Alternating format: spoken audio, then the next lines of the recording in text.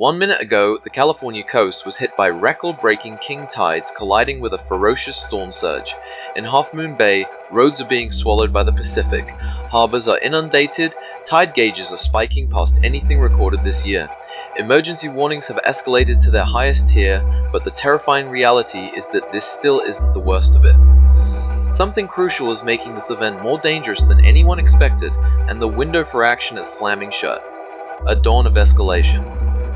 Major coastal flood warnings now stretch over 200 miles, from the rugged cliffs of Mendocino to the shores of Monterey.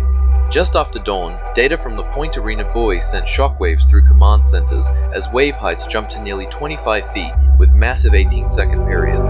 The National Weather Service moved with urgent precision by 5:45 a.m. after unusual surges were detected at the San Francisco Presidio gauge. The alert level was raised to its highest peak, the first time in 2 years the Bay Area has faced a warning of this magnitude.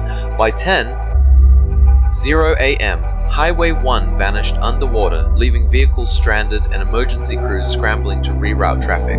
In Pacifica, massive swells have already breached the seawall, leaving behind a trail of debris and ominous new cracks in the concrete. At Crescent City Harbor, jetties were overtaken before sunrise, tossing boats like toys and pinning them against the docks. With the Presidio gauge pushing past 9 feet and predicted to hit 11, low-lying neighborhoods are now under frantic evacuation advisories.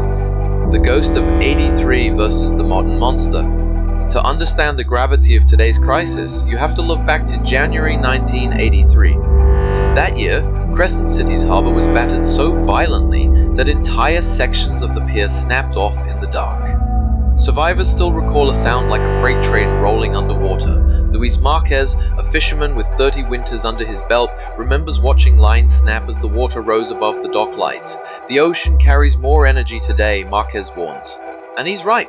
While the 1983 event was a titan, today's storm has a new, deadlier ingredient: the atmospheric river. This conveyor belt of moisture is stacking extra water on top of the king tides, creating a compound threat that the old disaster playbook never envisioned.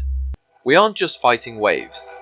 We are fighting a rising, energized ocean that is playing by a new set of rules, a system on the brink. As high tide peaks between 11 a.m. and 1 p.m., emergency planners are holding their breath.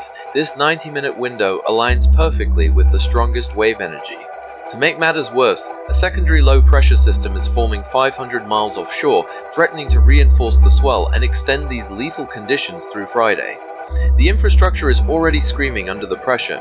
In Pacifica, the seawall extension, already weakened by a $1 billion statewide maintenance backlog, is facing fatigue. The state's coastal defenses are running on borrowed time. The only thing standing between these communities and total catastrophe is a thin line of sensors. When the Point Arena Buoy abruptly dropped offline during a 25-foot spike, technician Marcus Simmons had to perform a remote reboot in 40-knot winds. It was a heart-stopper, Simmons admitted. A data blackout at this moment would leave emergency teams blind during the most volatile hours of the decade. The new normal. We are currently facing 3 possible futures. If the swell fades, we begin a massive cleanup. If the offshore low pressure feeds the waves, the crisis will linger for days. But the nightmare scenario remains. A direct overlap of the peak tide and the next surge, which could breach remaining seawalls and force the total closure of critical ports. This is no longer a one-off crisis. A warmer Pacific is driving the frequency and intensity of these extremes. From San Diego to Crescent City, over 8 million Californians are currently under alert. As sea levels rise and infrastructure funding gaps widen, these record-breaking emergencies are shifting from freak events to the new normal. California's coastline is being rewritten. One tide, one warning, and one heart-stopping moment at a time.